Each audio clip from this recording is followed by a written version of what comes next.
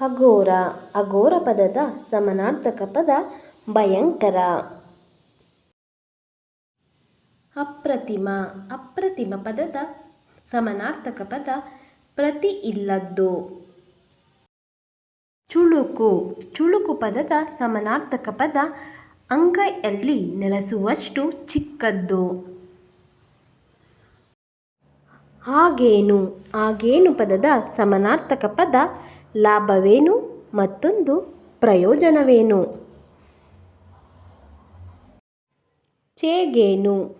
ಚೇಗೇನು ಪದದ ಸಮಾನಾರ್ಥಕ ಪದ ಹಾನಿಯೇನು. ಹಿರಿಯತನ. ಹಿರಿಯತನ ಪದದ ಸಮಾನಾರ್ಥಕ ಪದ ದೊಡ್ಡತನ.